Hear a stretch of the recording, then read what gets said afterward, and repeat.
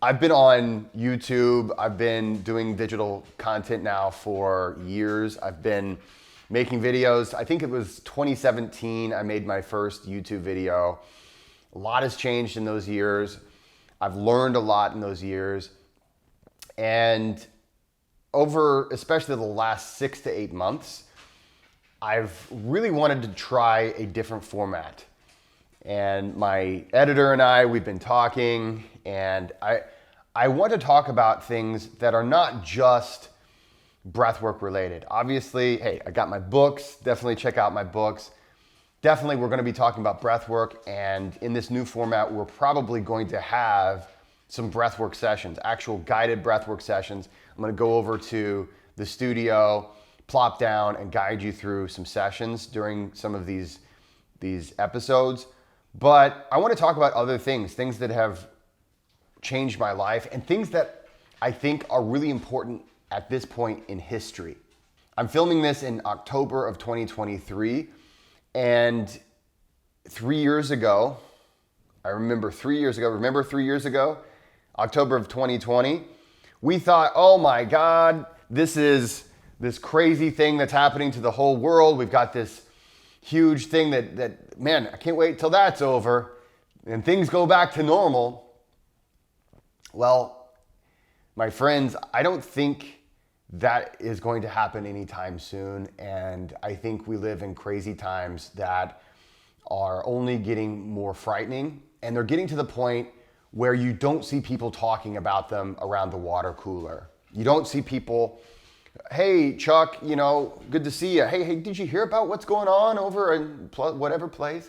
It's gotten to the point where it's so in our psyche, there's so much noise, there's so much going on that we don't even know what's going on. This is something I work with all my clients. We're dissociating from our feelings, we're dissociating from our emotions, we are eluding ourselves, we are bullshitting ourselves oftentimes. And we're going to talk about that on today's show. But I wanted to introduce this new format. We're calling it the organism of action. And that is because all of my research has continued to lead me to nerding out on this point that we are human beings. We are organisms of action. And we've been put in a situation where we've forgotten that.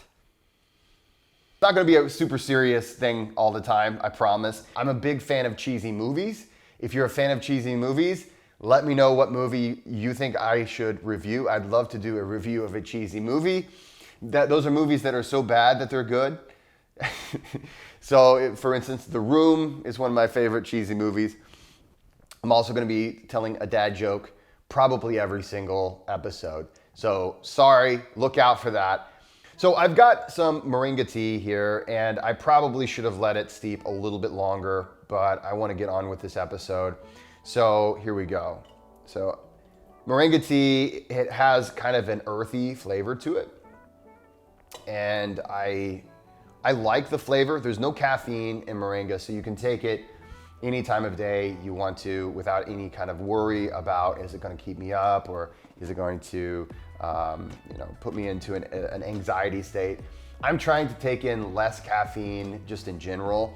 One of the things that I've noticed when I've taken less caffeine, of course, you don't feel that lightning bolt of energy, and that sometimes, you just really want to feel like, I'm going to get up and go. And if you're like me, I love feeling that in the gym, but it often it spills over so that you feel like you have to be caffeinated all the time. And so I try to take in less caffeine than I used to. I do count the milligrams of my caffeine intake, and maybe if you're curious about that, I'll go over my caffeine. Maybe I'll talk about that in an episode in the near future. We could have a whole episode about caffeine. But moringa has kind of let's see, how would I describe the flavor? It's kind of a bitter tea. It doesn't taste quite as strong. It's not as strong of a flavor as black tea, but it's a pleasant flavor. It's not really an overwhelming flavor. If you want to sweeten it, you can. But one of the other benefits of moringa. There's actually a lot of benefits. This episode, I don't really want to go on and on about moringa. I'm planning on trying to have some kind of a nice beverage every time we do one of these. But moringa also has been shown to improve insulin sensitivity. So in terms of your blood sugar, it can reduce blood sugar in the short term. And of course, if you use it regularly, you can benefit from that in the long term. So to start off, as I'm having my tea, let's talk a little bit about Socrates. So Socrates was really, sometimes we call Socrates the founder of Western philosophy. He wasn't the first philosopher in Western tradition, but he made such an impact in Western philosophy that there is the pre-Socratic era and the post-Socratic era. Quite literally, we look at Western philosophy from the standpoint of people that were before him and people that were after him. Now, before Socrates, there were other philosophers. One of my favorites was Thales, who is sometimes credited as the first Western philosopher.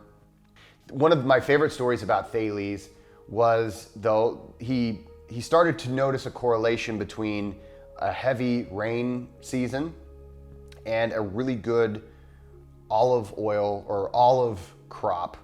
And so what he did, of course, he didn't own the olive trees, he didn't own all of that, the farmers, they had all those things. But what he did one year, whenever he saw that it was a really rainy season, he bought up all of the oil presses, so the thing that they use to make olive oil. He bought up a whole bunch of those oil presses, so he kind of cornered the market, got really rich.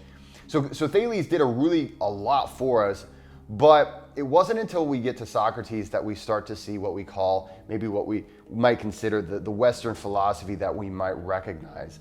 And especially when we start to think about what it is to live a good life.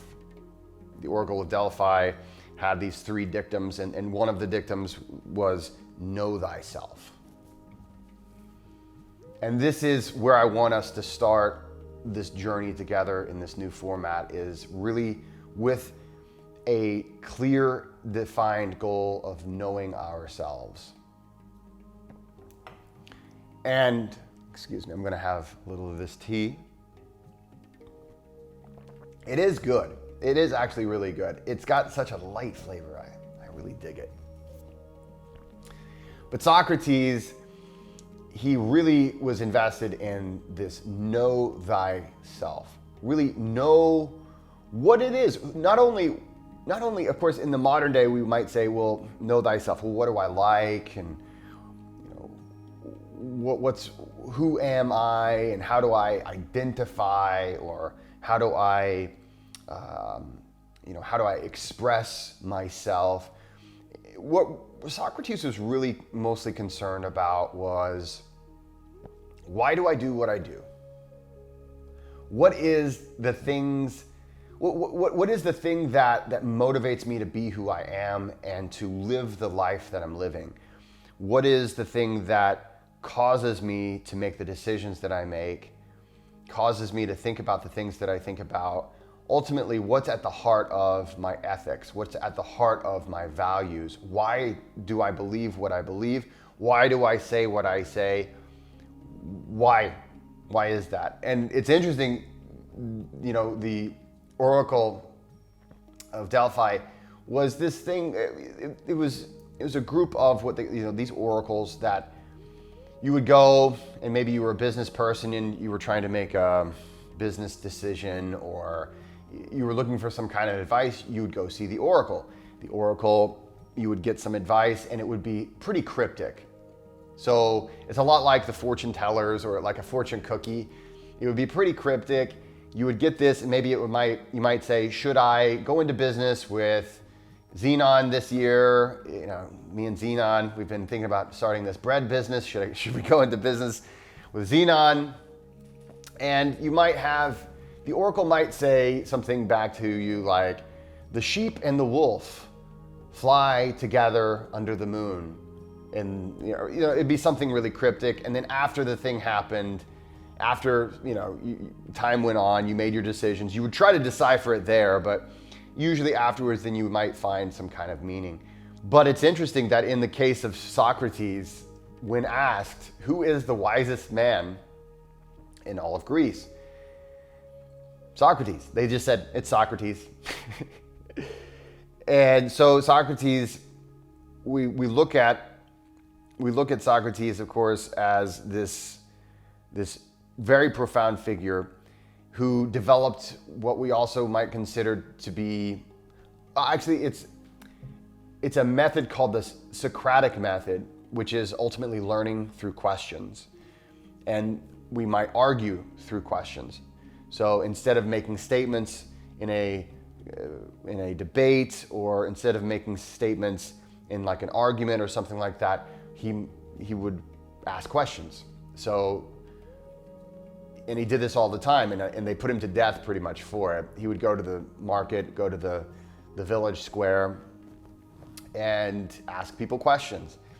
Oh, what are you doing this weekend? Oh, I'm going to go to my place that I have next to the lake. Oh, great.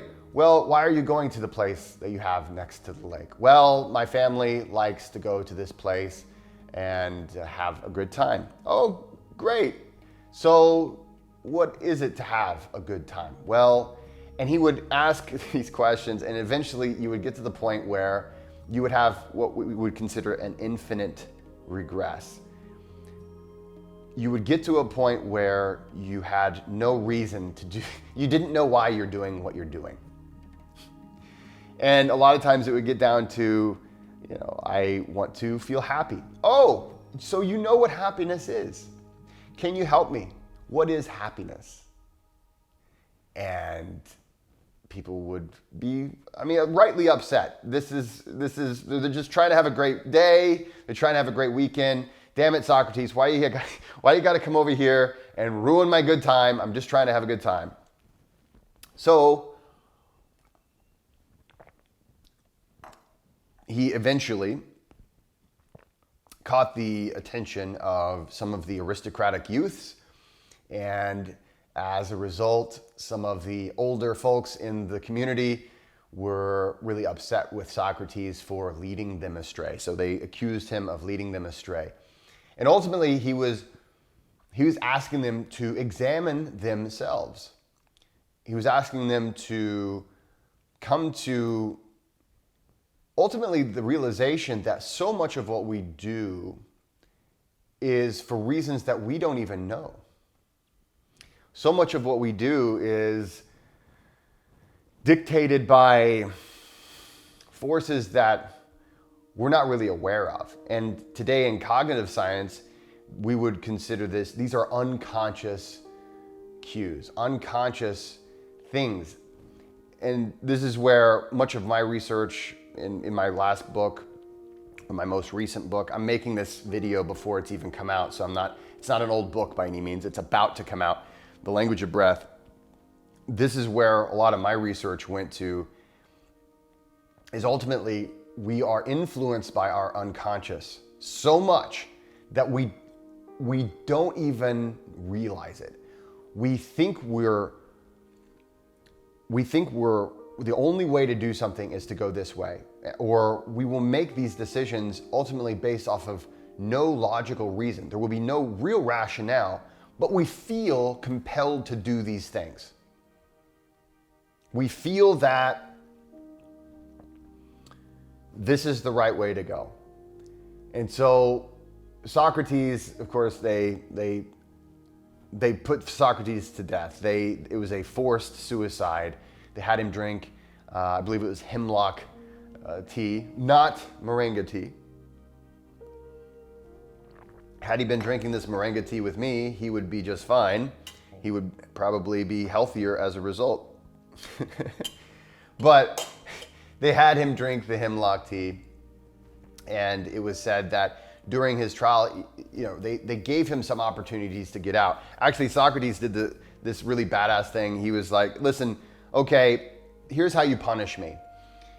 You force me to teach my message. You pay for me to have a place to live. You pay for me to be fed and have all the things that I need. and I will teach the youth of this nation. That's how you're going to punish me. You need me. And of course, they didn't like that either.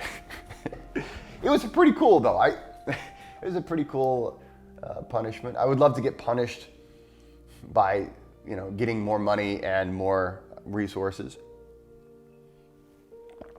So the biggest thing, one of these big quotes that we get from Socrates is, the unexamined life is not worth living. And this comes to us through Plato. Plato wrote this down.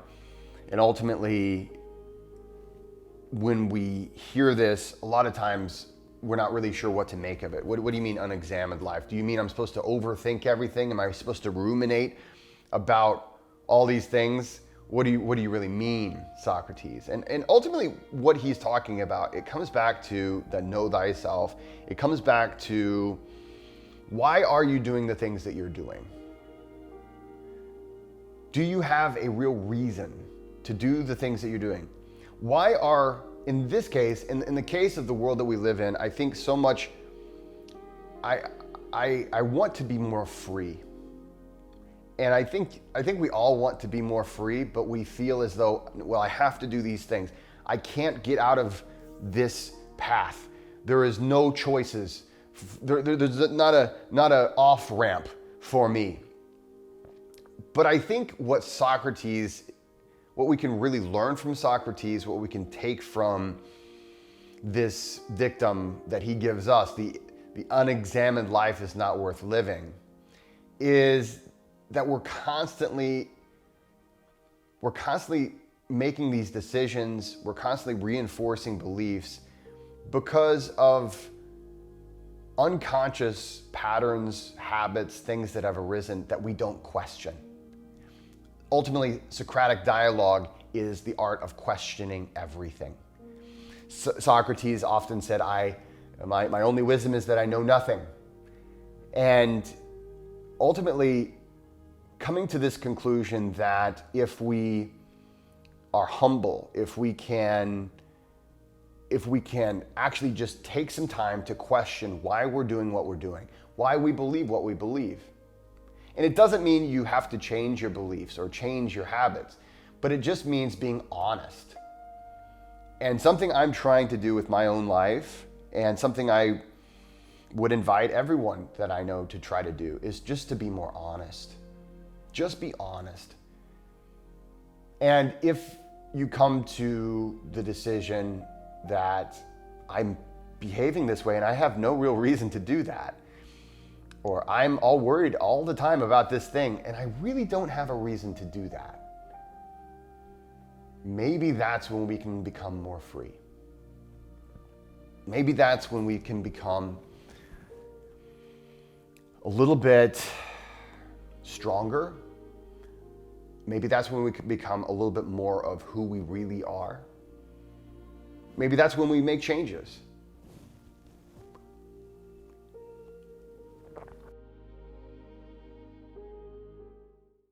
Before we go any further, I'd like to thank our sponsor, Magic Mind. Magic Mind is something I literally take every single day. It is full of adaptogens and it is an overall nootropic.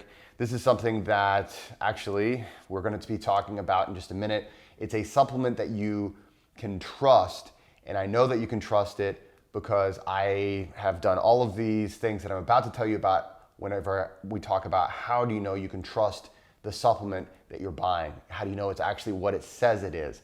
Everything in this product has been quality checked by a third party, and you can call these people up and they will tell you all about their product. They have nothing to hide. And so that's one of the reasons, one of the few other reasons besides the fact that it's actually a really effective product, that I actually take this product. So I want to thank Magic Mind. I have taken a whole lot of crap supplements and I've taken a lot of really good supplements. And I've noticed that it's impossible to tell if the supplement is a quality supplement based on does it work? Because so many supplements, the way you know whether it works is, well, if it's caffeine, well, do I feel some pep in my step? But we also know that an enormous amount of labeling is incorrect. So you might feel pep in your step. And hey, yes, there's definitely caffeine in there, but I thought I was getting 100 milligrams of caffeine. It turns out there's 400 milligrams of caffeine. No wonder I'm feeling so much pep. You know, there's a lot of things out there that it's just garbage. So I want to talk to you today about how I go about looking for better supplements, how I go about looking for supplements that are good. And here's the thing, it's not all about money. And I want you to think about this. If you see a supplement that's expensive, what do you assume? You assume, well, it's probably really good. Now, this is an unconscious bias that we have. We know this because of cognitive science, but I also want you to remember Socrates. Why do you think what you think? Why do you behave like you behave? Oh, well, it's expensive. If it wasn't expensive, if it was super cheap, well, then it has to be bad, because the expensive products, they tell me what it's worth. And I see value when I see a number. We look in monetary terms most of the time, right? And here's the thing. A lot of times, really good products are expensive. So I don't want to say that there's never a correlation there. But just because it's an expensive product does not make it a quality product. So here are some things that you need to look for in your supplements. The first thing is you need to examine the retailer. And this is one of the things where, although I do most of my business online, I try to buy local. Buying local, no matter what you're buying, that person has to look you in the eye, and that person has to live in your community, and that person has to deal with the fact that if they're selling garbage, then you're going to be right there in front of them to tell them about it. They are more vulnerable than ever before, so they have to step up their game. So I go to a local vendor for all of my supplements that I possibly can. And for the supplements that I can't, I look for the highest quality vendor in what I'm going to buy.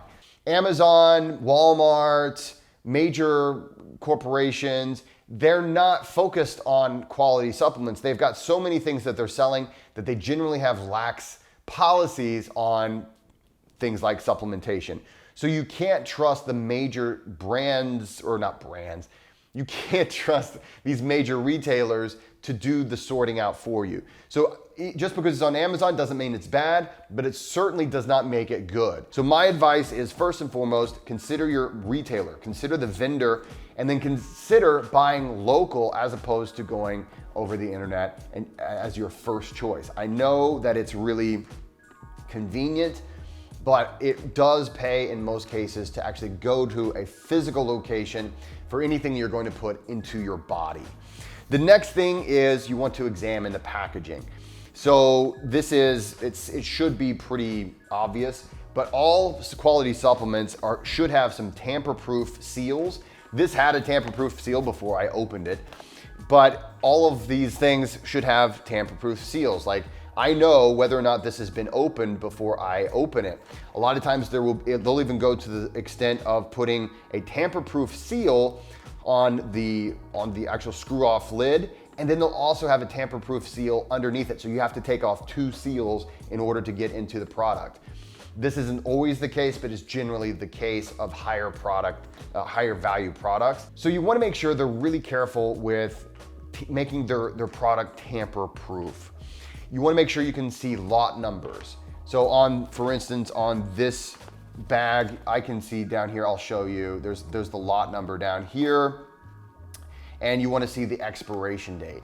A lot of these really cheapo companies, they have amazing designs. You can go to Canva. Just think about how easy it is today to go to Canva, make a really awesome design that looks really professional, and what we call this visual rhetoric.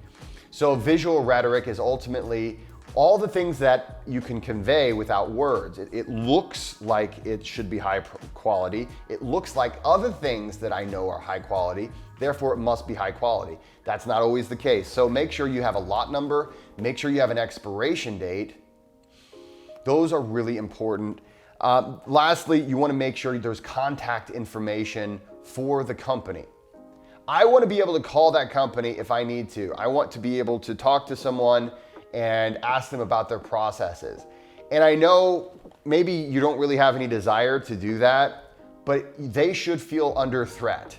They should feel as though anybody can call us anytime and ask about our processes.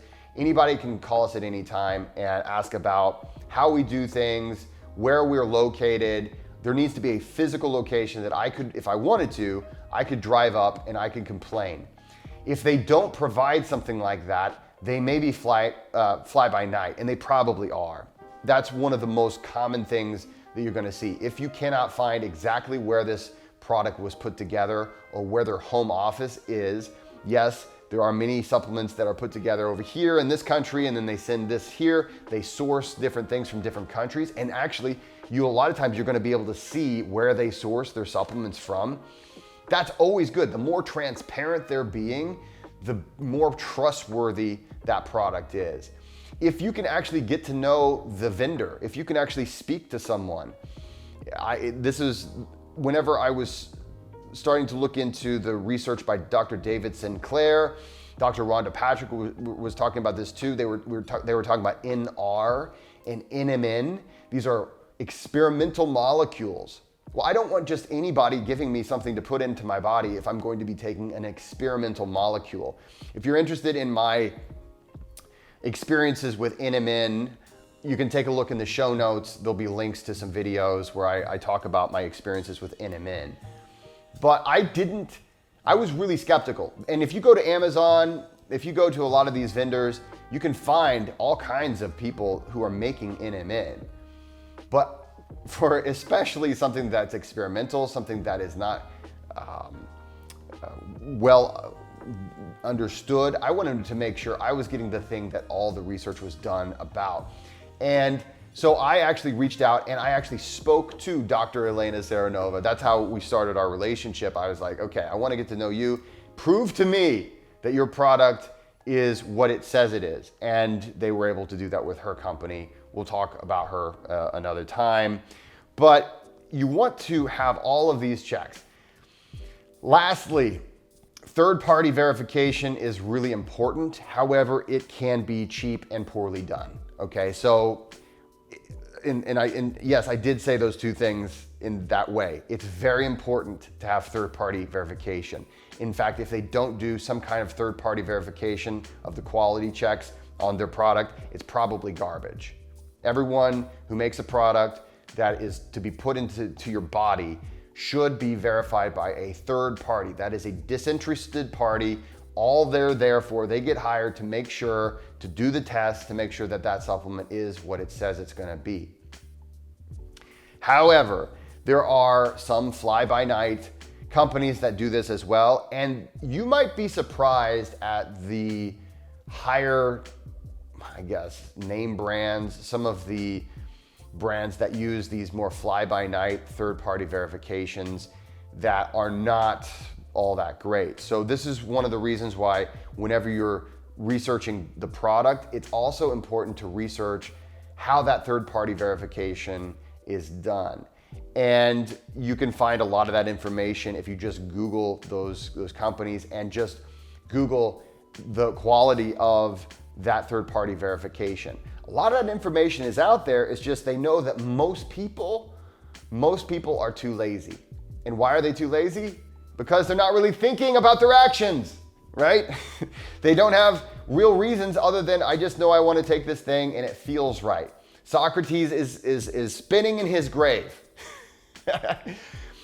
And this is how I choose my supplements. And you'll be surprised, some of these higher price supplements are actually, they don't pass all of those things. And there's some supplements that I still look at the price and I'm like, how is it this inexpensive? This cannot be a good product. But every single thing I said is completely checked and it's verified by a third party that is a very high and well-regarded third-party verification. So it's not always the price. The price is there to, first of all, yes, if it goes through all these processes, yes, the price can be there to say, listen, we've got to source this material from a really high quality source. We've got to pay people to make it in a very high quality way. We have to charge more. I don't want to make it seem like there's no relationship to quality and price. There generally is going to be some kind of a relationship. However, it's not always the way that you think it's going to be. It's not always that expensive equals good, inexpensive equals bad. So we have to look at all of these things before we choose a supplement. Lastly, it's time for the dad joke of the episode. Actually, this one was told to me by my 8-year-old son last night. So this one's fresh, and it's fresh from an 8-year-old mind, and I've got to say, it's genius. So here it comes. What do you get when you mix a pig and a centipede? Ham and legs. Get it? Ham and legs, a centipede. My friends, this week we're not going to be doing any breath work, but we're going to be adding breath work into future episodes. Let me know what you think about this new format. We're still working out all the kinks. We're still trying to figure out how this is all going to work. Let me know, is this something that you're interested in? Who would you like me to talk about in the future? I already have a lot of things from philosophy that I cannot wait to share with you that are coming up in future episodes. Take a look at my books. The Language of Breath is coming out October 31st. If you haven't already gotten your copy pre-ordered, it is on sale everywhere where books are sold. My friends, thank you so much for being here. Thank you for taking this extra time with me in this new format. And I want to remind you, as always, to remember kindness. Remember to go out there and be kind to other people, but also remember to be kind to yourself. I'll see you next time.